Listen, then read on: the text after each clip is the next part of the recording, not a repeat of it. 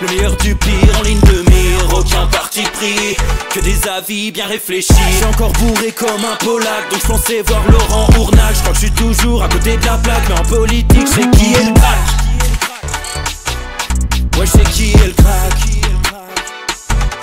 Juste milieu. J'crois que j'sais qui est le crack. Ça lit des kilomètres de presse pour faire un résumé express. Ça charbonne comme un chinois avec la qualité d'un bavarois. On sera en retraite après notre mort, on sera bouffé par l'inflation. Dans le doute je vais voter Voldemort pour les prochaines élections. Passe de la country à la drill sans transition. C'est pas une bonne idée de me confier cette mission. Si t'aimes pas, dégoûte pas les autres. C'est pas moi qui le dis, moi je suis le roi des pauvres. Pour réfléchir, j'ai qu'un euro, mais au moins je tomberai pas dans la fraude. Je le prononce Fröhliches-Mittel, comme Angela Merkel. Désolé, je fais ce que je peux, je trouve ma répartie chez Lidl. Des enquêtes exceptionnelles, pas de langue de bois et de l'humour. La revue c'est juste mensuel, les vidéos c'est juste tous les jours. Ouais, c'est juste tous les jours. Juste milieu. Regarde ça tous les jours. Juste milieu. Désolé pour mon manque de répartie. Je sais même pas ce que je débite. C'est dur la géopolitique. Ou un peu comme ma... République.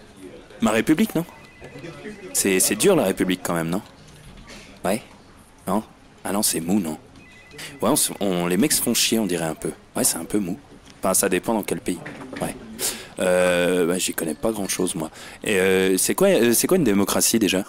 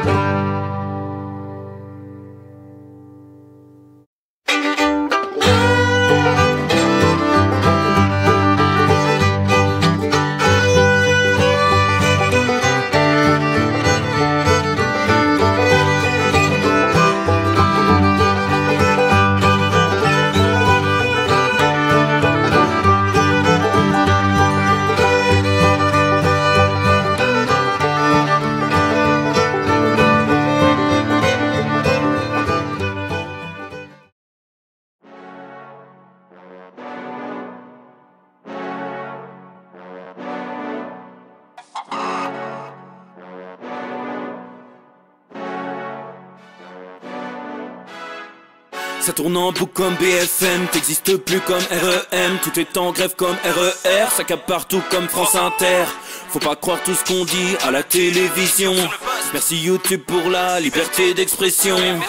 C'est pas la vérité absolue, c'est de l'info et de l'actu. Si t'as un doute sur le contenu, check les sources ou le nombre de vues. C'est pas la vérité absolue, c'est de l'info et de l'actu. Si t'as un doute sur le contenu, check les sources ou le nombre de vues. Calme-toi Dimitri, la force tranquille, ça tape dans le mille. De midi à minuit, dégomme les mensonges comme des quilles. Depuis qu'il y a des séances publiques, je veux plus au cirque mais à l'hémicycle. Scandale politique et médiatique, pour rien rater il faut que tu cliques. Mec c'est Rémi, le meilleur du pire en ligne de mire. Aucun parti pris, que des avis bien réfléchis. J'suis encore bourré comme un Polac, donc j'pensais voir Laurent Ournac. J'crois que j'suis toujours à côté de la plaque, mais en politique j'sais qui est le crack. Ouais j'sais qui est le crack. Juste milieu. J'crois que j'sais qui est le crack. Ça lit des kilomètres de presse pour faire un résumé express. Ça charbonne comme un chinois avec la qualité d'un bavarois. On sera en retraite après notre mort, on sera bouffé par l'inflation. Dans le doute je vais voter Voldemort pour les prochaines élections. Passe de la country à la drill sans transition. c'était pas une bonne idée de me confier cette mission. Si t'aimes pas, dégoûte pas les autres, c'est pas moi qui le dis, moi je suis le roi des pauvres. Pour réfléchir, j'ai qu'un euro, mais au moins je tomberai pas dans la fraude. Je le prononce Mittel, comme Angela Merkel. Désolé, je fais ce que je peux, je trouve ma répartie chez Lidl. Des enquêtes exceptionnelles, pas de langue de bois et de l'humour. La revue c'est juste mensuel, les vidéos c'est juste tous les jours. Ouais, c'est juste tous les jours. Juste milieu. Regarde ça tous les jours. Qu'est-ce que c'est que les balles? Juste milieu. Désolé pour mon manque de répartie. Je sais même pas ce que je débite. C'est dur la géopolitique. Ou un peu comme ma... République. Ma République, non? C'est dur la République quand même, non? Ouais? Non? Ah non, c'est mou, non? Ouais, les mecs se font chier, on dirait un peu. Ouais, c'est un peu mou. Enfin, ça dépend dans quel pays. Ouais. Bah, j'y connais pas grand chose, moi. Et c'est quoi une démocratie déjà?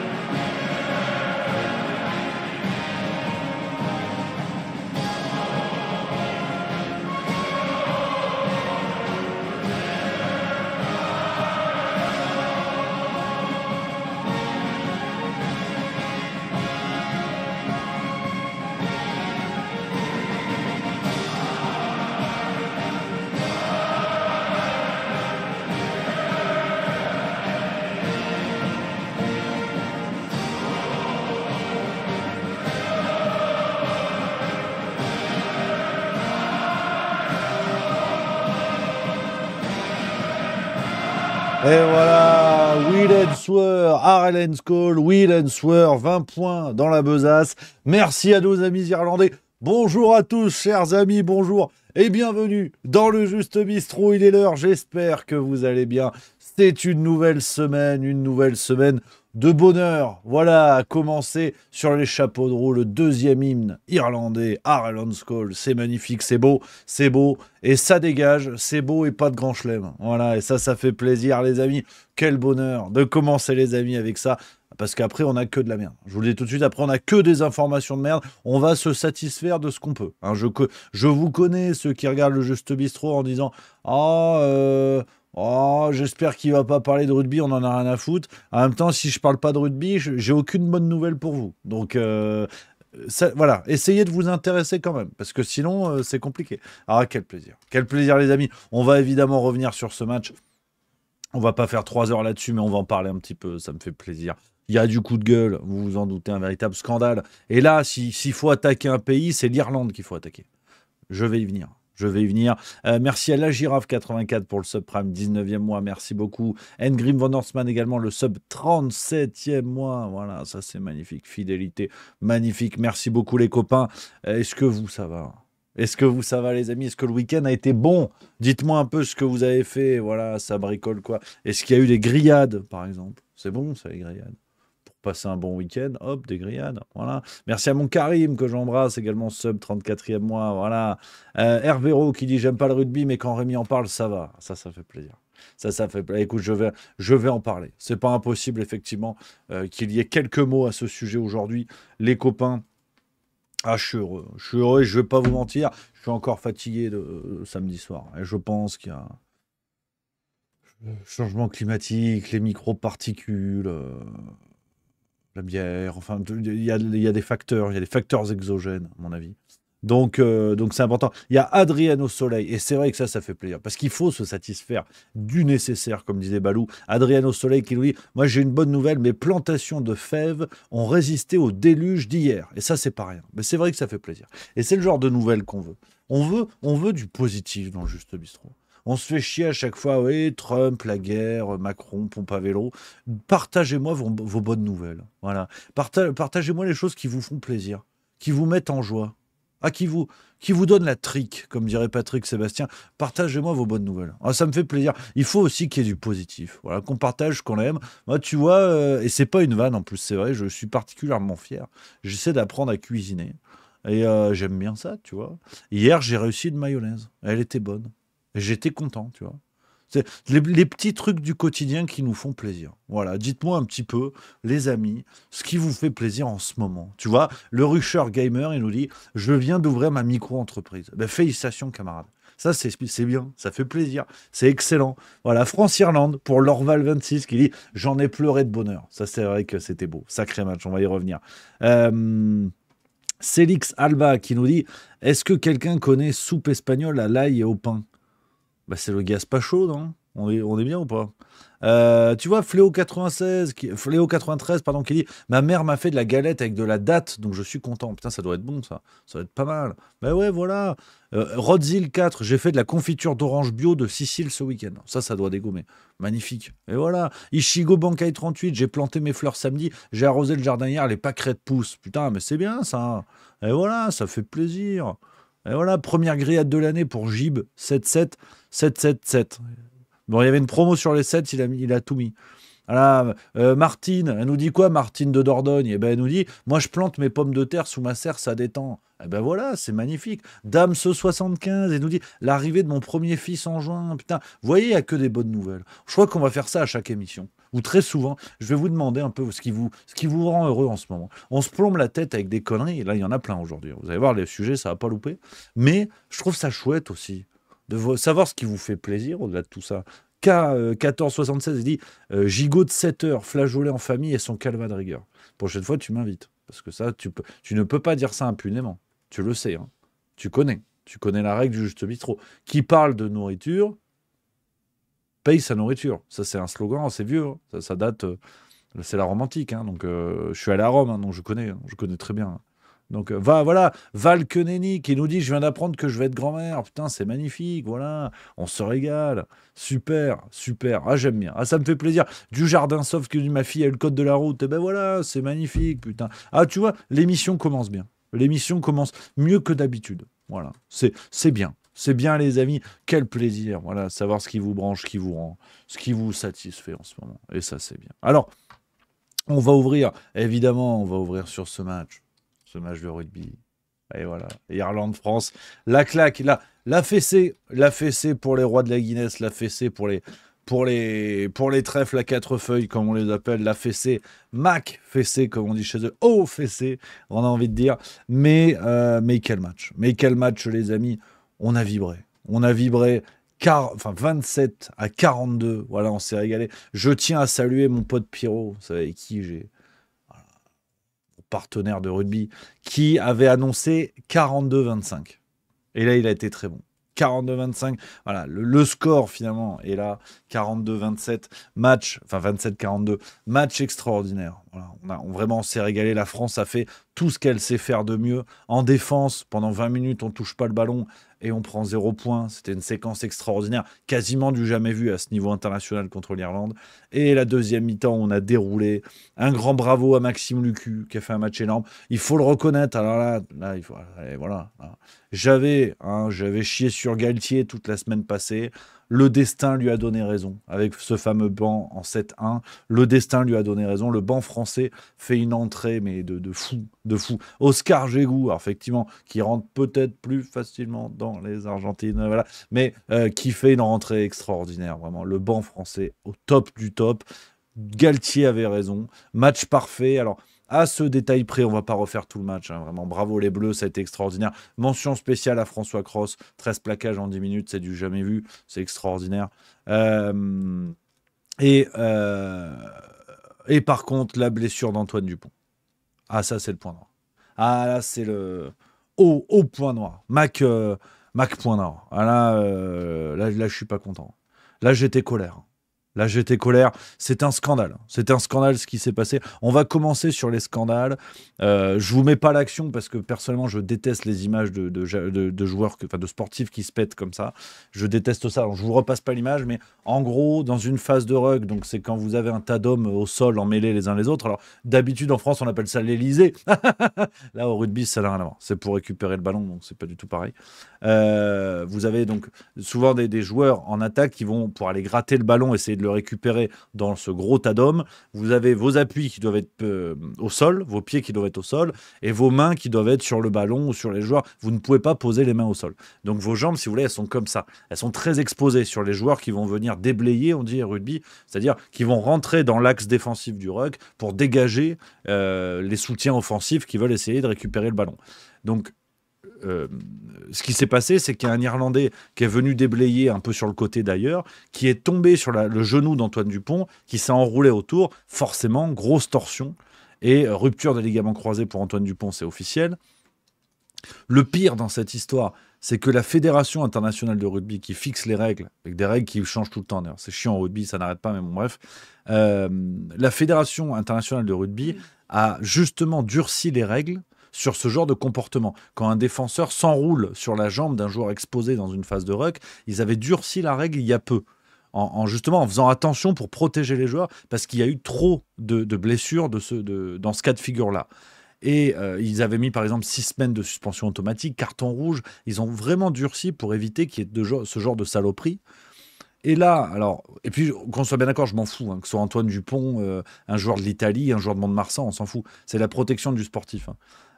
Non seulement l'arbitre n'a même pas regardé la vidéo pendant le match, le staff de l'équipe de France s'est saisi devant la commission pour que les joueurs soient sanctionnés a posteriori, donc après le match, et la commission a rejeté l'appel de l'équipe de France. Donc on se fait enfler par les Irlandais, mais sur toute la ligne, avec Dupont qui est moute pendant au moins 6 mois, minimum, sur le genou d'ailleurs blessé, sur lequel il s'était déjà fait les croisés. Je suis colère. J'ai mal à mon rugby, j'ai mal à mon Dupont. Et tu vois, les Irlandais, je les aimais bien jusqu'à présent. Et maintenant, je les déteste. Ça y est. Maintenant, la Guinness, j'y pisse dessus, la Guinness. J'en ai plus rien à foutre. Ils m'ont énervé. De toute façon, ils auraient pu blesser n'importe qui, ça m'aurait énervé. Ce genre de comportement, on sait que les Irlandais sont tout le temps à la limite des règles. Mais là, franchement, entre ça et O'Mahony qui se jette dans les jambes pour rien, enfin, je parle à ceux qui ont vu le match, je suis colère. Voilà. Je suis colère, je le dis, ça m'énerve. Ça m'énerve, donc on est là maintenant. La fin de la salade, elle n'est pas faite. Hein, parce qu'il reste un match pour gagner le tournoi Destination, donc, qui est l'équivalent de la Coupe d'Europe au rugby pour ceux qui ne suivent pas. Ce qui serait très français. Et là, c'est pas mon pronostic parce que j'ai envie on aime les Écossais, on aime le whisky, on aime le haggis, mais les Écossais, il faut leur sauter dessus à pieds joints. Comme ça, on n'en parle plus. On leur met 30 points en 10 minutes et c'est terminé. Il n'y a pas de stress, il n'y a pas de pression, pas de stress. Il y a point S de toute façon et Patrick Bosso, excellent dans la pub. Là, le scénario, c'est qu'il nous reste un match. On reçoit l'Écosse samedi à 21h au Stade de France. Avec Louane qui chante à la mi-temps. Me demandez pas. Ça, il n'y a pas de problème. Ça, j'ai aucune idée. Ce qui serait très français. Après un exploit du genre, où on va tabasser l'Irlande, une des meilleures nations du monde au rugby. On tabasse l'Irlande en Irlande. Il nous suffit de battre l'Écosse pour que ça passe. Alors après, il y a des histoires de goal average. Pour que l'Angleterre, qui est deuxième, nous passe devant, il faut que l'Angleterre rattrape son goal average sur l'ensemble du tournoi face au Pays de Galles. Donc en gros, faudrait qu'il gagne, je vais vous dire. J'ai pas lu l'équipe ce matin, donc il y avait pas, j'ai pas les infos en tête. Attendez, regarde, le classement. On a un différentiel de points de 106, l'Angleterre 20. Donc il faudrait que l'Angleterre mette 86 points d'écart au Pays de Galles. C'est beaucoup. Les Gallois, c'est pas la Team Rocket, mais c'est beaucoup. C'est beaucoup. Donc à mon avis, l'histoire, elle est pliée. Donc, tu bats l'Écosse, normalement déjà c'est fait. Tu bats l'Écosse avec le bonus, c'est bon, c'est fini. Tu as gagné le tournoi. Ce qui serait très français, c'est qu'après un tel exploit, on se fasse taper par l'Écosse au Stade de France. Qu'on perde le tournoi et que l'Angleterre gagne le tournoi en étant dégueulasse. Les Anglais, actuellement, le rugby anglais est pire que leur gastronomie. Donc, c'est dire. Hein. Parce que vraiment, les Anglais, ils mangent des câbles électriques avec de la confiture de menthe poivrée. Donc, c'est vraiment c'est des pipes. Hein. C'est des pipes en gastronomie, c'est des pipes en rugby. S'ils gagnent le tournoi, si c'est ce qui se passe, que la France perd contre l'Écosse, je ferai une annonce. Je vais trouver un truc à la con parce que c'est pas possible autrement. De toute façon, déjà, je ne referai plus jamais de Juste Bistrot. Et j'irai me terrer en Écosse, à élever des moutons. Voilà. J'aurais pu devenir député, LREM. Mais c'est pas... Non. J'ai peur. J'ai peur de ce scénario. Je n'y crois pas une seule seconde. Il n'y a aucun monde où l'Écosse peut nous battre. Je ne sais pas ce que vous en pensez, hein, ceux qui suivent le rugby, les amis dans le chat. Pour moi, il n'y a aucun monde où c'est possible. Mais c'est parce que c'est impossible que les Français peuvent le faire. C'est ça qui me fait peur. C'est qu'on en est capable. On est capable de faire une fève énorme pour nous ruiner le tournoi avec un match de merde contre l'Écosse, qui nous a toujours embêtés d'ailleurs, et Louane qui chante à la mi-temps. Alors, ce serait... Oh. Et derrière Macron élu président à vie, bon là c'est terminé. Moi je demande l'asile politique au Vatican, je deviens pape, je sais pas. Mais non, j'ai peur. J'ai très peur. Mais on va les tabasser. On va les tabasser, les Écossais. On va gagner. En plus, avec, comment il s'appelle, Finn Russell, il est sympa, mais il est nul. Et voilà, News 2000 qui dit une expulsion en début de match. On se rappelle, hein, c'était le match en Écosse il y a 3-4 ans, où tout tourne mal, même un peu plus. Tout tourne mal, Kamisha se blesse avant le match. Awas met une droite à l'Écossais. Enfin, j'ai peur. J'ai peur, mais on va gagner. On va gagner, les amis. J'ai hâte, en tout cas, samedi 21h. Voilà, pour cette page rugby, bravo les Bleus. Encore soutien, évidemment, Antoine Dupont. Bon, bah là, il est au garage. Là où il est au garage pendant un bout de temps. Donc, soutien Antoine Dupont, on est avec lui. La France est avec lui. On parlera pronostic. Ah bah, il en faut en parler maintenant, parce qu'il n'y a pas de Juste Bistrot mercredi, jeudi, vendredi. Je pars pour le spectacle, ça je vous raconterai. Le pronostic pour samedi. Et là, c'est une première que vous allez voir. C'est un Rémi confiant. C'est un Rémi conquérant. C'est un Rémi ambitieux. Je pronostique 53-21. Nous allons détruire les copains de William Wallace. Ça va finir kilt sur le front, cul nu au Stade de France, la chenille dans les tribunes. Voilà. 53-21. Vous me notez ce score. On va leur mettre une fessée terrible aux Écossais. Et ce sera plié. L'histoire, elle sera moute, elle sera terminée.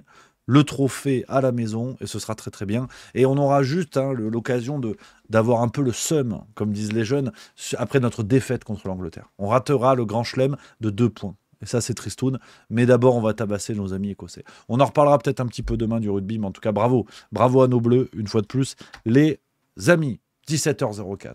On enchaîne. On y va sur l'actualité.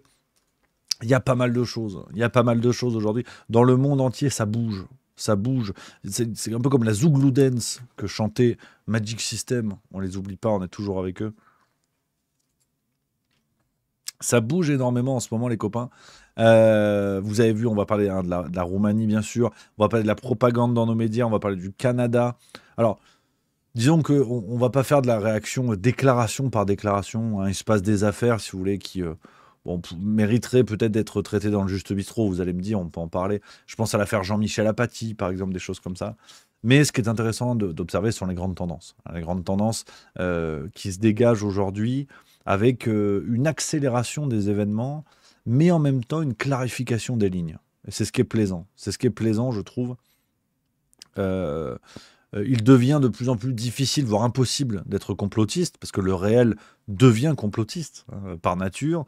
Il devient de plus en plus difficile de prendre nos médias au sérieux, qui sont devenus la parodie de médias aux ordres. Je pèse mes mots. C'est-à-dire qu'ils n'ont même plus la décence d'être discrets sur leur manipulation. Donc, c'est assez extraordinaire. Et l'Union européenne, qui est un projet totalitaire. Et quand on voit ce qui se passe en Roumanie, quand on voit l'accélération sur les projets liés à l'euro numérique, par exemple, on comprend que l'Union européenne dévoile son vrai visage, en tout cas celui qu'on lui a donné de manière récente, Peut-être que c'était son vrai visage depuis le début. C'est un débat historique à avoir. Et bien sûr, la situation en Syrie, où on a une forte pensée pour les communautés chrétiennes qui se font massacrer en Syrie par des milices djihadistes en lien ou pas avec le pouvoir, mais qu'importe, le pouvoir syrien aujourd'hui est djihadiste. L'Occident qui a applaudi à l'arrivée au pouvoir de ces gens-là est bien sûr peut-être pas responsable, mais à minima complice des massacres qui ont lieu aujourd'hui. Plusieurs centaines de civils chrétiens qui ont été assassinés en Roumanie, avec le silence complet, bien sûr, des forces occidentales qui avaient applaudi l'arrivée au pouvoir de ces milices djihadistes. Quelle surprise, on a envie de dire, comme d'habitude. Alors, pêle-mêle, on y va dans les séquences, même si il n'est pas impossible que vous n'entendiez que ma voix aujourd'hui, parce que j'ai l'impression que Twitter bug. Je sais pas vous, chez vous, les copains. Moi, regardez, ça mouline, et c'est con, parce que toutes les séquences que j'ai à vous montrer, ce sont des extraits Twitter. Ah, c'est con. Ah, non, mais ça tient à rien, une émission de TV. Tu vois, là, je peux rien vous montrer, par exemple. Tu vois, il y a une erreur. Attends, je vais faire une navigation que seuls quelques rares informaticiens connaissent. Je vais aller en navigation privée. Là, c'est un petit peu technique, pour ceux qui sont pas à l'aise avec l'outil. Ah, attends, ça bug chez tout le monde, ouais. Babcom5 qui dit oui, ça me fait ça depuis ce matin. Gros bug sur Twitter pour Romain83R. Pareil pour moi, Bayer92. Ah merde. Bon, bah écoute, ça bug chez tout le monde. Donc, bon, bah mes séquences, hein, comme on dit, je me les range dans les boîtes à gants. Dans la boîte à gants. C'est con parce que j'avais que ça. Ouais, voilà. T'en tous. Ouais, pardon. T'en tous, il n'y a pas de problème. Mais à tes souhaits, ouais. Merci, mec. Comment ça va, toi? Tu veux nous parler de ton actu un peu, là? J'ai pas de séquence, donc faut meubler. Ah ouais. J'ai quand même pas mal de temps, ça te dérange pas. Ah, monsieur a du travail. Excuse-moi. Bon, bah. Parce que bon, faut pas croire, mais je suis payé quand même. Hein. Je suis pas là qui a mangé Putain, les gâteaux. C'est vrai. C'est McVitie. Tu veux nous parler des McVitie's, peut-être? Alors, clairement, si C'est bon, ça. j'ai une take, comme disent les jeunes là-dessus, Oh. est-ce que c'est pas genre les pépitos, mais en moins bien? Ah non. Pas plus d'arguments. Merci de ton intervention. Gourmandise et e-sport à retrouver à 16h sur LTF4, évidemment. Ah ouais, donc... Non, ça bug chez tout le monde. Bon, bah ça bug chez tout le monde Twitter. Bah c'est pas grave, on va se débrouiller. Je me garde les séquences que je voulais vous montrer, les amis, sur nos médias. Pour plus tard, ce sera peut-être demain, ce sera peut-être la semaine prochaine, qui sait, les amis. Alors, du coup, je vais tout résumer à la bouche, hein, comme disait Gabriel Attal. Donc, la situation. On va prendre pêle-mêle, les amis, avec les grands axes. Les grands axes de ce qui se passe actuellement, si on prend par zone géographique, voilà, avec une approche géographique, finalement. La Roumanie, vous avez suivi comme moi ce qui s'est passé, on en a parlé la semaine dernière, à Călin Georgescu, ce candidat anti-système pour de vrai, hein, pour de vrai, là, c'est pas les escroqueries de Bolloré et Hanouna, évidemment. Un véritable personnage anti-système qui dérange véritablement le système roumain, non seulement, mais le système, bien sûr, européen. Ce monsieur a été, enfin, la candidature officielle pour les élections présidentielles qui se rejoue en Roumanie, parce qu'il s'était imposé au premier tour d'élections annulées pour... à cause d'opérations russes sur TikTok, hein, donc je ne vais pas vous refaire la blague à chaque fois. On avait parlé d'ingérence russe, bon, pourquoi pas. Toujours aucune preuve de ça, mais bon, pourquoi pas. Călin Georgescu, ce week-end, a voulu déposer à nouveau sa candidature pour les nouvelles élections, et cette candidature a été rejetée. Elle a été rejetée, entraînant la mobilisation de milliers de Roumains à travers le pays, de milliers de Roumains venus soutenir Călin Georgescu, qui, on le rappelle, lors des premières élections ensuite annulées, avait fait pas moins de 20% des scores, ce qui est colossal, bien évidemment. Călin Georgescu, donc, candidature annulée, ce qui est très clairement, là aussi on peut parler d'ingérence, et enfin, personne ne le fait dans les médias mainstream évidemment, mais il y a une ingérence de l'Union européenne de toute évidence. En tout cas, apportons la preuve du contraire, hein, si vous voulez. Il faut quand même creuser cette piste. Le peuple roumain se mobilise. On n'est pas à l'abri, hein, on n'est pas à l'abri d'une révolution populaire qui pourrait être matée dans la violence, parce que là, on n'est pas sur des révolutions populaires organisées par les services secrets américains, comme par exemple en Ukraine en 2014. Voilà, non, mais par exemple. Là, on n'est pas sur le même type de situation, pas sur le même type d'opération.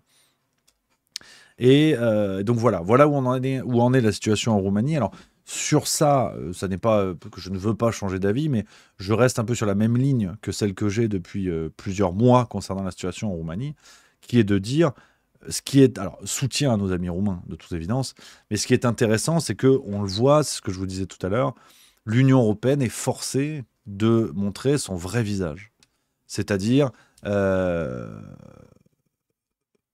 une institution supranationale qui n'hésite pas, bien sûr, à bafouer la souveraineté des nations qui la composent, ça désormais c'est acté, mais qui n'hésite pas non plus à intervenir dans des processus électoraux. On se rappelle qu'avant l'arrivée de Mélanie au pouvoir, il y avait cette séquence d'Ursula von der Leyen en déplacement en Pologne, si je ne vous dis pas de bêtises, il y a un peu plus d'1 an maintenant, avait déclaré quelques jours avant l'élection, avait dit que l'Union européenne surveillerait de près les résultats.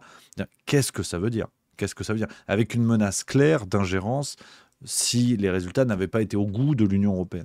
Donc, il ne s'en cache pas concernant des pays, ça n'est pas faire offense à nos amis roumains, hein, si on prend sur des questions de PIB, par exemple, sur des pays dits secondaires de l'Union européenne, l'Union européenne n'hésite pas à pratiquer des ingérences sur des processus électoraux, donc ce qui est le cœur même de la démocratie d'une nation. L'Union européenne n'hésite pas à faire cela. Aujourd'hui, c'est la Roumanie. Sur l'Italie, von der Leyen ne s'en est pas caché. Demain, l'Allemagne ou la France.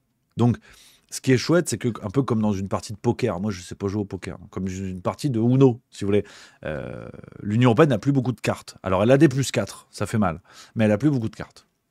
Donc elle est obligée d'abattre son jeu, et nous sommes obligés d'abattre l'ennemi, en référence au livre de Juan Branco. Voilà, il y a des citations littéraires. Voilà.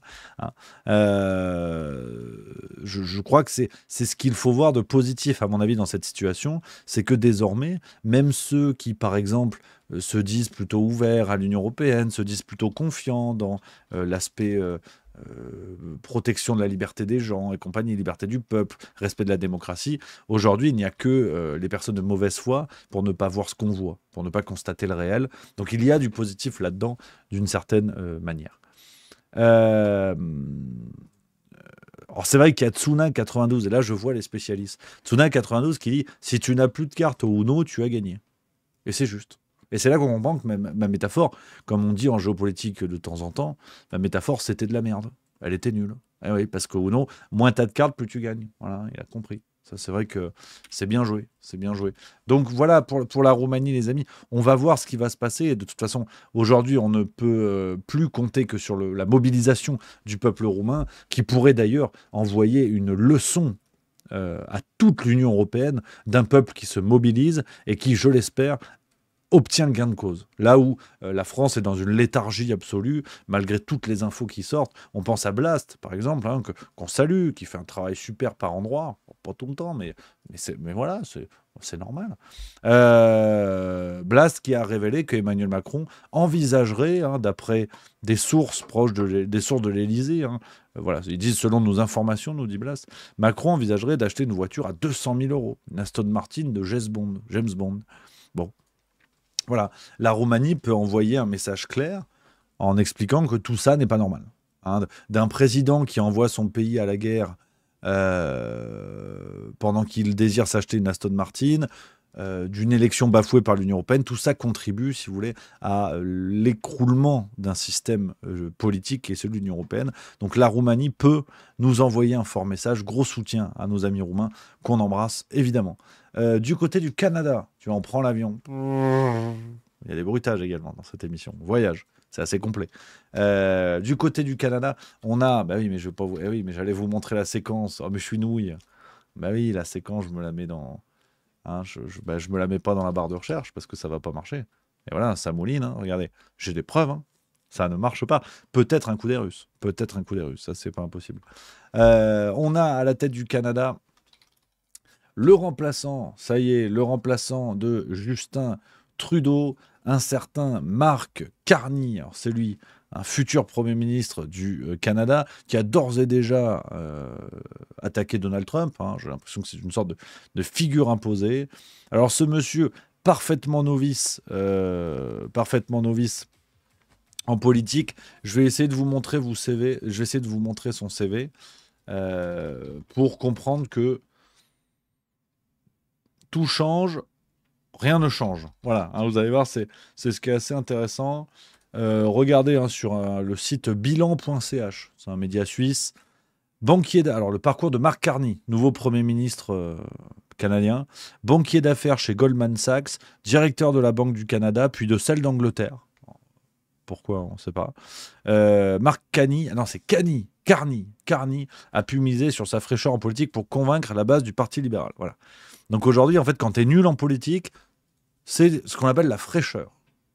Toi, dans le monde normal, tu vas faire un entretien d'embauche pour devenir boulanger. Alors Muriel, c'est la RH de la boulangerie. Elle regarde ton CV, elle dit tiens, c'est marrant, vous n'avez jamais travaillé dans une boulangerie. Toi, si tu arrives, tu dis oui, mais c'est la marque de ma fraîcheur. On va dire bah non, justement, pour assurer la fraîcheur du pain, vous dégagez, vous voulez faire autre chose. En politique, ce qui est pratique, c'est que tu arrives, tu dis tiens, vous n'avez jamais fait de politique. Non, c'est la marque de ma fraîcheur. Vous êtes engagé, monsieur Premier ministre. Voilà, vous choisissez le pays, Canada, France, Botswana, on peut Botswana. Vous choisissez. Voilà. Goldman Sachs, en ce moment, c'est la nouvelle fabrique de nos élites. On a Goldman Sachs, BlackRock. Pour regarder, on a beaucoup d'élus. En Allemagne, par exemple, Alice Weidel de l'AfD a un passif dans ce monde-là. C'est très intéressant de voir qu'on a une nouvelle fabrique des élites. Et donc, Mark Carney, c'est la même piémontaise. Donc, voilà, on ne va pas faire de grands raisonnements. Si on résume hein, le parcours du bonhomme, aucune expérience en politique, ancien de Goldman Sachs, ancien Banque Centrale Canada et Grande-Bretagne. Bon, bah, la suite, on la connaît. Hein, c'est-à-dire que le mec, comme on dit, c'est pas José Bové. Donc, voilà, hein, ceux qui se posent des questions sur quelle politique va-t-il mener? Petit A, une politique anarchiste opposée au système néolibéral en passe de s'installer dans le monde entier. Petit B, pareil que Trudeau. Voilà, chacun cochera sa case. Vous pouvez me dire dans le chat, voilà, si vous cochez petit a, par contre, je vous poserai la question de pourquoi. Donc voilà, hein, du côté du Canada, ce qui se passe, le théâtre reste en place sans aucun souci. Du côté Israël-Palestine, on a du nouveau, alors là encore qui est peut-être un peu moins commenté, mais que je trouve intéressant.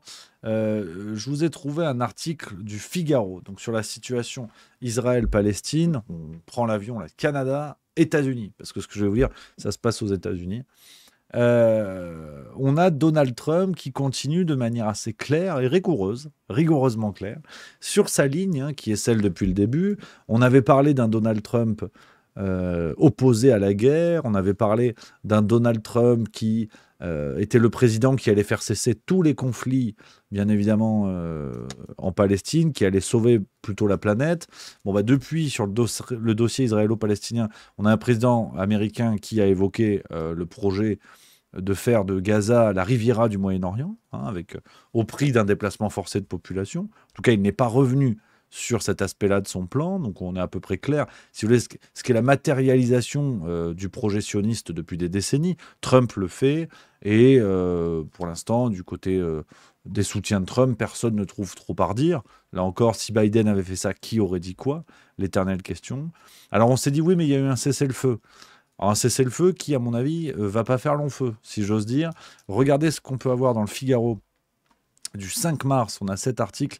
Je vous ai noté une petite phrase qui est très intéressante avec une information clé concernant la livraison des missiles de plus de 900 kg. C'est une catégorie de missiles spécifique. Alors là, je ne me risque pas sur le terrain. En armement, je ne suis pas très très calé. Donc je vous répète ce qu'explique le Figaro. Apparemment, on peut imaginer d'ailleurs légitimement qu'un missile de 900 kg, c'est vrai que bon... si tu as des problèmes de toiture, c'est pas ça qu'il faut. C'est pas ça qui va corriger. Là, tu pars plutôt sur un projet de maison décapotable. Là, 900 kilos la bombe, ça fait 2 Roselyne Bachelot. Donc, j'y connais rien en armement, si tu veux, je vois vite le rapport. En fait, je dis, ah oui, ça a l'air beaucoup quand même. Enfin, 1,8, enfin, après les calculs, voilà, là, il faut les calculatrices. Et donc, plus sérieusement, ces missiles de plus de 900 kg, la livraison par les Américains à Israël, la livraison de ce type de missiles, avait été interrompue sous Joe Biden. Donald Trump vient de décider de les reprendre. Et il a déclaré, donc, moi c'est dans le Figaro du 7 mars, mais l'article que je vous ai montré a été publié sur Internet le 5. On peut lire que Donald Trump a déclaré « J'envoie à Israël tout ce dont il a besoin pour finir le boulot. Pas un seul membre du Hamas ne sera en sécurité si vous ne faites pas ce que je vous dis. » Donc aujourd'hui, Donald Trump a un discours du même acabit que Netanyahou et les plus tarés de l'état-major israélien. Donc là encore, qui s'en émeut ? Qui s'en émeut du côté des soutiens de Donald Trump? Qui monte au créneau en disant que Trump, le pacifiste qui devait mettre fin à toutes les guerres, est quand même un drôle de pacifiste, hein, qui a un discours qui n'a pas l'air trop dirigé vers la paix. Donc là aussi, du côté Israël-Palestine, on a une évolution assez intéressante du dossier, où on voit que Trump n'est peut-être pas celui qui allait sauver le monde, n'est peut-être pas l'espoir pacifiste tant attendu. Donc voilà, je voulais revenir là-dessus. Là encore, ça clarifie les choses, les amis. C'est ce que je vous dis, c'est le titre de l'émission d'ailleurs. Tout s'accélère, mais avec une clarté d'un Donald Trump qui, certes, sur certains dossiers, voilà, pour s'en prendre au boc, à des membres de l'administration fédérale, la tronçonneuse, faire des économies, là il y a du monde. Mais sur des dossiers clés, notamment le soutien américain à Israël, Ukraine-Russie, on a vu quand même une certaine évolution. On rappelle que Donald Trump en campagne avait dit qu'il mettrait fin à ce conflit en quelques heures ou quelques jours. Bon, on y est toujours et on comprend qu'il est en train de négocier sur le dos et potentiellement sur le sang des soldats ukrainiens. C'est déjà plus la même salade. Et je trouve ça intéressant de continuer à l'observer en soulignant à chaque changement d'événement. Et si Trump nous surprend agréablement, je serai évidemment dans le secteur pour le dire. Je prends vos messages, les amis. Dites-moi un peu ce que vous en pensez de tout ça. Voilà, il y a Anarchy08 qui dit « Ce sont des Moabais, mover of all bombs, considérés comme les bombes les plus puissantes non nucléaires. Après, si tu veux comprendre la puissance de frappe, il y a un site pour évaluer la puissance des explosions selon leur zone d'impact. » Ah, je connaissais pas ce site. Si tu as le nom, avec plaisir, camarade. Snimnard, la liste Epstein, JFK, toujours rien, on en a parlé. Zabou 1961, Trump est 2 fois plus sioniste que les autres.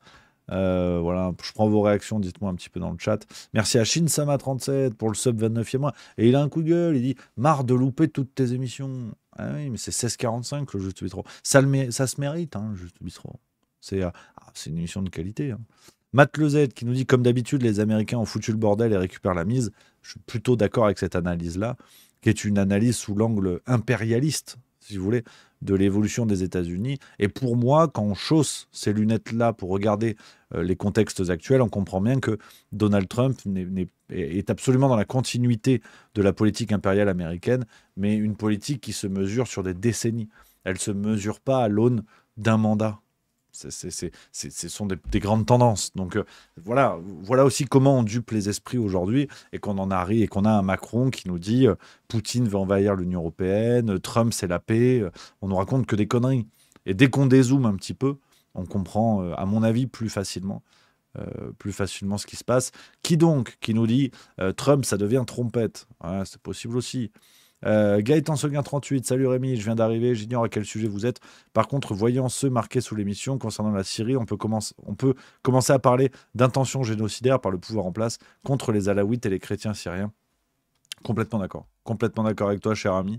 On est dans cette dynamique-là, d'une dynamique, en tout cas d'élimination des minorités chrétiennes en Syrie, avec l'assentiment des Occidentaux. Hein, tant qu'il n'y a pas pour le coup d'action militaire, parce que là, les chrétiens d'Orient sont une minorité proche intellectuellement, culturellement de la France, des minorités que l'on a toujours défendues et que l'on est en train d'abandonner aux mains de djihadistes que l'on allait saluer. Hein, rappelez-vous Jean-Noël Barrot, ce qui nous sert de ministre des Affaires étrangères, qui était allé saluer en Syrie le nouveau dirigeant, ancien djihadiste.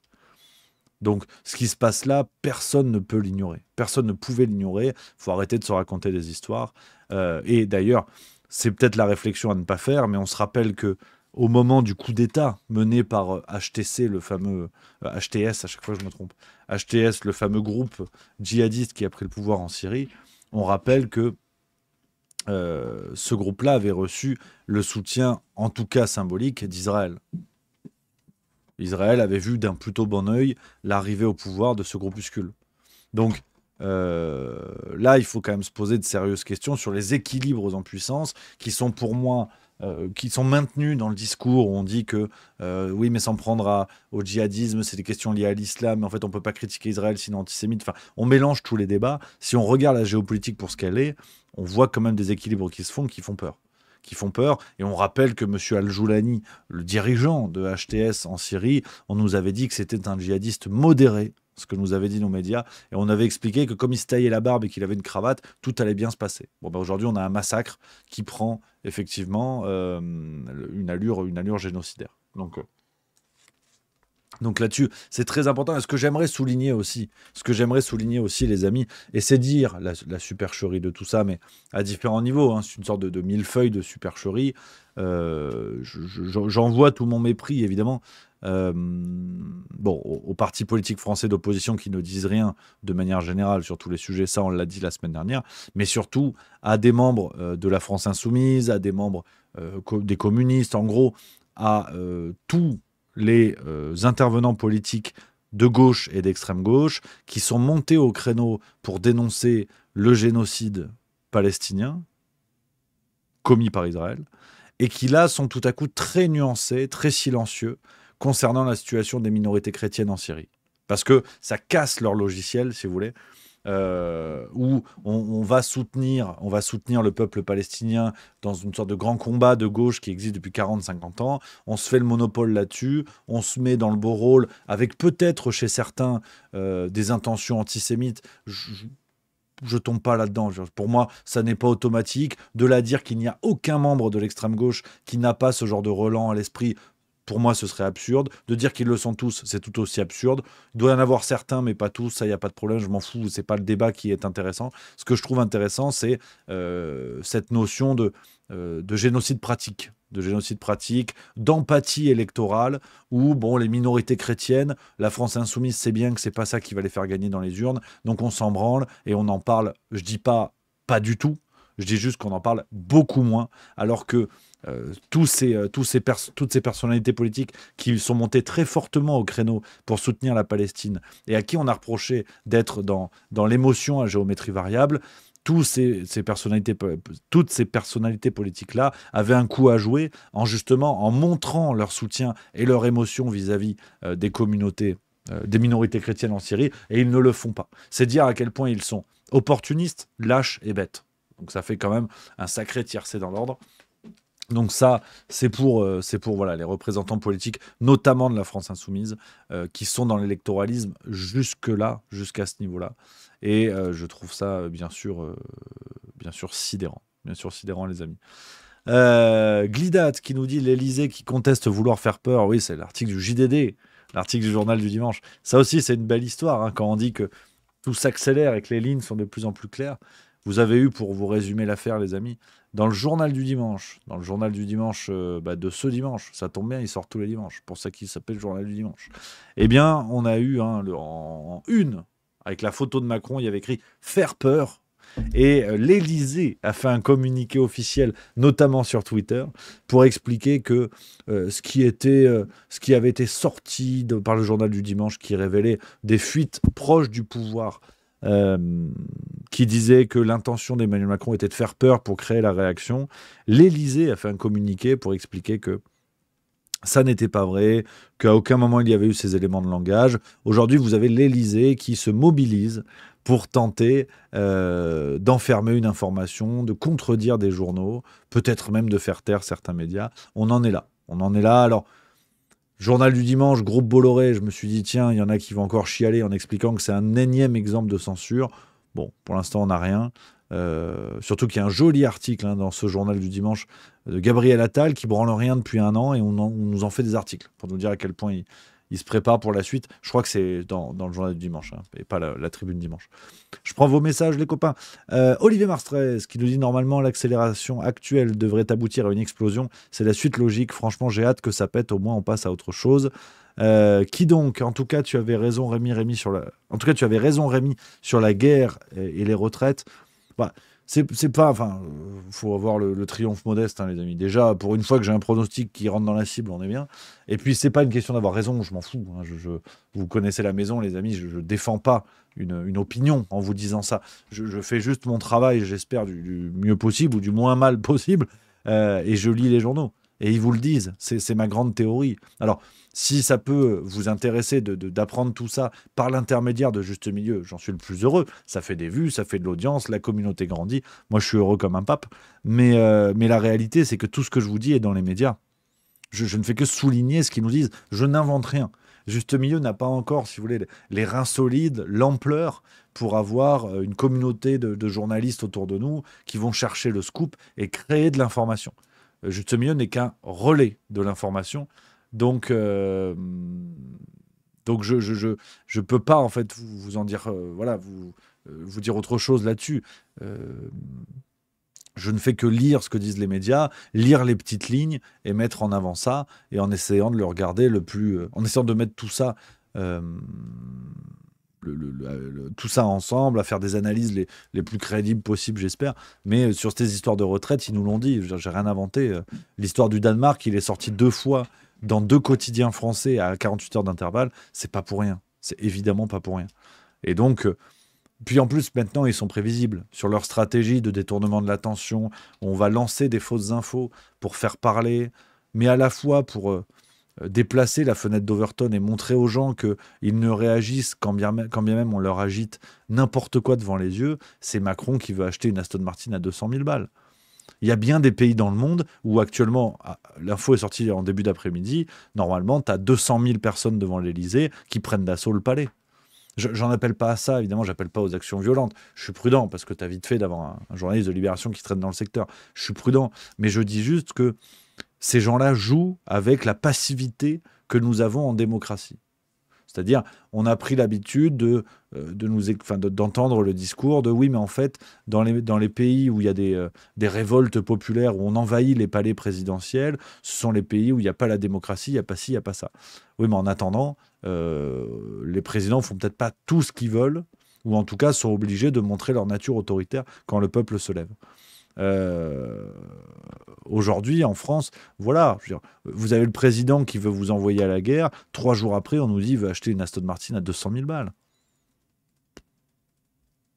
Bon, bah voilà.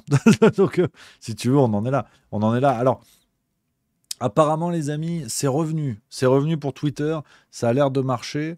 Donc c'est chouette parce que je vais pouvoir vous montrer les séquences et c'est à peu près dans le fil de ce que j'allais vous dire, donc c'est parfait.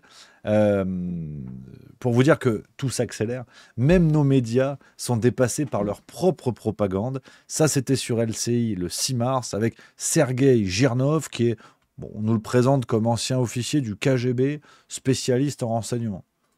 Bon, à mon avis, moi, c'est un ancien spécialiste du KGB, spécialiste en boîte de conserve. Ils ont dû se planter sur la formulation. Et même lui, hein, sur LCI, a été repris par Pujadas tellement il disait n'importe quoi. Écoutez, c'est du miel. Ils ont perdu la Première Guerre mondiale. Sérieux, il y a comme la victoire de 1945.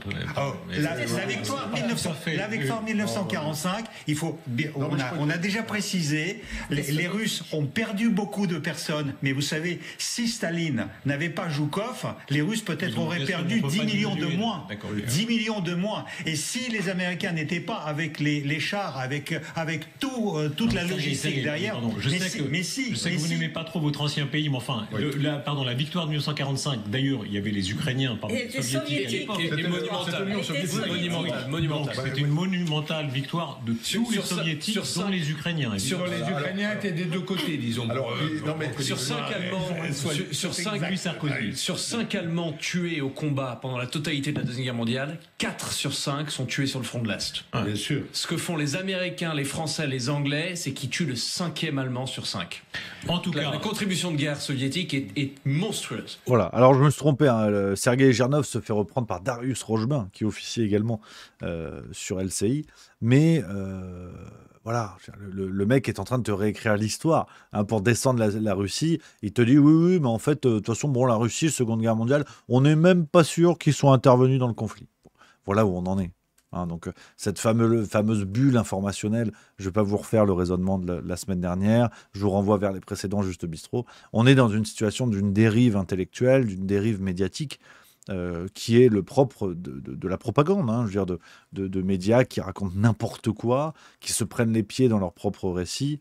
Et je pense, et c'est là où il y a du positif, et il faut être positif, et en tout cas je le suis, tout ça devient tellement peu crédible, tellement répétitif dans les mécanismes de propagande, que je pense que leurs manipulations au pluriel sont en train d'avoir l'effet inverse et de réveiller les gens.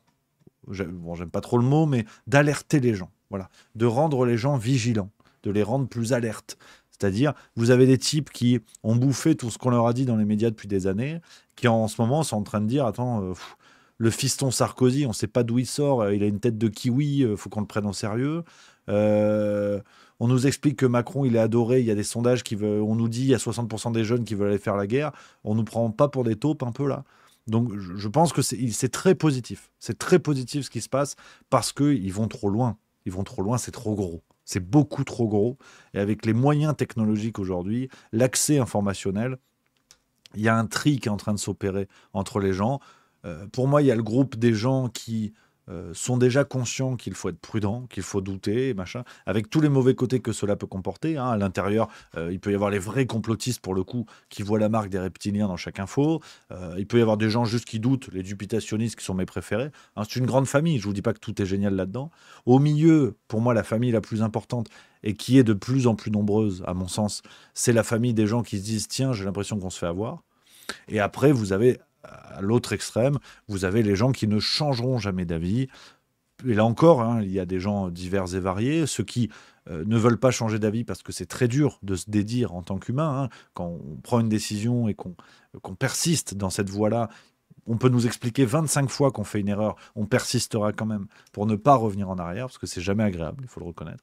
Vous avez les gens qui sont pro-Macron, pro-système, et qui, de toute façon, tu pourras leur expliquer 25 fois les délires du type, et ils te diront, il n'y a pas de problème. Donc là aussi, hein, la famille est assez variée. Mais ce qui est chouette, c'est que je pense que ces trois cases-là sont de plus en plus lisibles.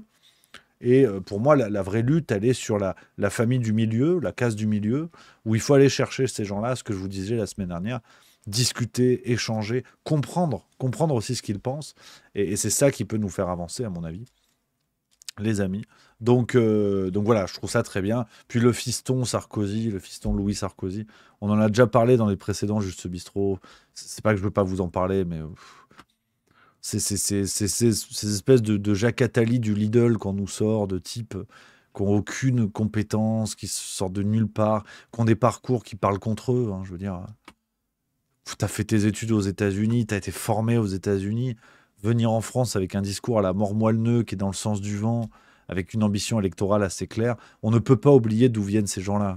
Il faut regarder leur parcours dans l'ensemble. C'est trop facile de tromper les gens avec des discours pour faire croire qu'on est dissident, alors que quand on regarde votre parcours, on comprend que vous êtes très loin du discours que vous portez opportunément. Ça arrive de partout, hein, dans les médias alternatifs aussi. Il y a des gens, quand on regarde leur parcours, on comprend que bon, ils ont des discours très opportuns, si j'ose dire. Bon, bah, Louis Sarkozy, c'est pareil. Vous avez sur sa fiche Wikipédia, alors on va m'expliquer Wikipédia, c'est pas bien, c'est manipulé. Dites-vous qu'en manipulant Wikipédia, ils ont quand même écrit tout ça. Donc c'est vous dire que c'est édulcoré, tu vois. Donc voilà, Louis Sarkozy, c'est une pompe à vélo. On va vous l'imposer parce que on est dans une démarche propagandiste, on est dans une alliance médiatico-politique, donc on fait naître des personnalités, mais qui en vérité n'existent pas. Tout le monde s'en branle. Sarah Knafo, elle va au salon de l'agriculture. Bon, déjà les vaches, elles savent pas qui c'est, mais même les citoyens. Sur les vidéos qu'elle a mis sur ses propres réseaux, t'as pas une cohue de gens. T'as pas une cohue de gens qui, mon Dieu, Sarah, rends-moi la vue. Tu vois, non. Donc, c'est malheureux, mais c'est comme ça. Il y a une part de factice dans la politique. Mais de tout temps, hein, pour le coup. C'est pas un acharnement sur Sarah Knafo. C'est une question d'exposition. Monsieur Asselineau l'avait bien dit, d'ailleurs, dans une séquence, je crois que c'était On n'est pas couché, où il avait expliqué que si le thème du Frexit n'était pas apprécié par les gens, n'était pas pris au sérieux par les gens, dans la mesure où il n'était pas à l'antenne. Il n'était pas à l'antenne, et que si on le mettait davantage, cette idée s'imposerait dans les esprits. On peut se remettre d'ailleurs cette petite séquence en parlant de François Asselineau. Voilà. Alors, je précise hein, pour les pro-CNAFO qui m'avaient dit que je suçais Asselineau, hein, autrement formulé. Voilà, non, mais je l'ai déjà dit, le point commun, ce sont les idées de souverainisme. Je trouve qu'il y a un côté pompe à vélo chez Asselineau, comme Philippot et compagnie, sur le fait de ne pas faire d'alliance. On ne va pas refaire la choucroute, vous la connaissez. Je parle des personnalités politiques, je ne parle pas des hommes, qui sont sûrement des gens très sympathiques, il n'y a aucun problème là-dessus. Je dis juste que j'apprécie certaines idées d'Asselineau, comme Philippot, comme même, tu vois, chez, comment il s'appelle, chez Philippe Poutou. Tu vois, donc vraiment c'est juste mieux. Voilà, vous connaissez l'histoire. On se remet cette séquence quand même. Je parle de François Asselineau, ça me fait penser à ça. Il y a 10 ans, François Asselineau nous disait ça sur le plateau d'On n'est pas couché. C'est plus que jamais d'actualité. Après, je reprendrai mon petit raisonnement, mais il faut lui rendre hommage quand même sur cette clairvoyance qu'ont pas eu beaucoup d'autres personnalités. Elle est quand même sévère cette séquence, ça fait plaisir et c'est terriblement d'actualité. C'est ce qui est assez étonnant, je trouve, dans cette séquence. Elle est vraiment d'une actualité folle. Donc, ça fait du bien. Ça fait du bien. Donc, pour revenir à ce que je vous disais, les amis, pour revenir à ça, on parle de Louis Sarkozy, on parle de ce genre de personnage politique, mais c'est aussi une mécanique de propagande, en vérité. Ces personnalités existent parce qu'on parle d'elles. Et il faut d'ailleurs manger notre morceau de pain noir. Hein. C'est aussi la faute des médias alternatifs. Enfin, la faute. On en est aussi responsable. C'est-à-dire qu'on en parle aussi. Même si c'est pour se foutre de la gueule de Louis Sarkozy, même si c'est pour expliquer son parcours et tout ça, on en parle. Donc, c'est aussi la force, hein, c'est ce qui est intéressant à observer, la force d'un système propagandiste comme le nôtre, de créer des bulles, de nous mettre dans une grande bulle informationnelle avec cette capacité à créer le débat, à fabriquer les sujets. Parce que c'est un peu la loi du marketing, hein, qu'on parle de vous en bien ou en mal, le plus important c'est qu'on parle de vous. Donc, c'est un peu ce qu'ils font. C'est un peu ce qu'ils font, à chercher à la fois le buzz et le bad buzz, parce que je parle un petit peu américain.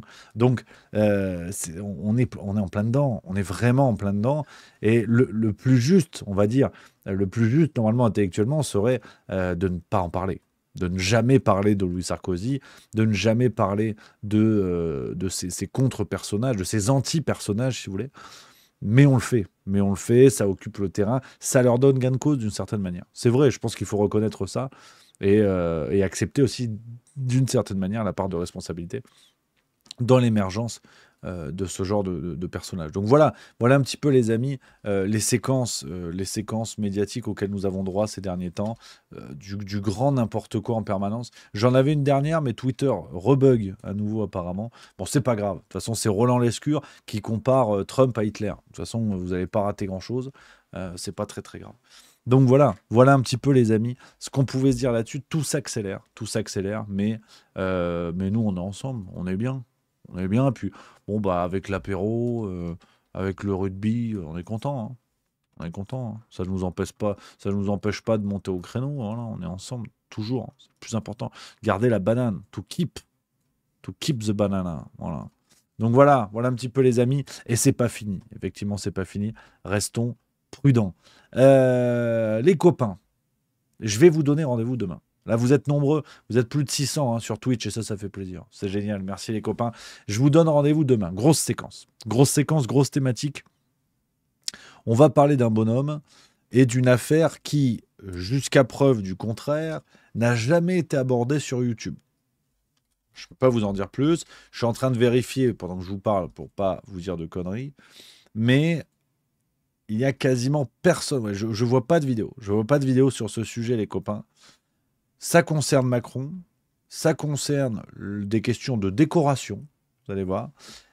Enfin, qui n'a pas été abordé sur le YouTube francophone. Je crois qu'il y a eu un écho chez Candace Owen, si je dis pas de conneries. À la limite, on s'en fout, c'est pas un concours. Pour vous dire que c'est un sujet très peu traité. Ça concerne Macron. Ça concerne des histoires de décoration de l'Élysée. Ça concerne des symboles occultes nazis et la pédocriminalité. Voilà. Donc c'est un jackpot. C'est un jackpot de scandale. L'enquête est terminée. Je vous parle de ça demain dans le Juste Bistrot. Soyez au rendez-vous, les amis. Gros sujet. Et pour le restant de la semaine, on va avoir de la farce tranquille mercredi, évidemment. On va avoir vendredi, on met l'extrait de ce qui va se passer demain, mais vous, comme vous êtes là, vous allez être en direct. Vous allez pouvoir en profiter en direct. Et dimanche, interview, et là je suis heureux comme tout. Merci à Baby Bondou 7 pour le subprime, tout premier subprime, merci camarade.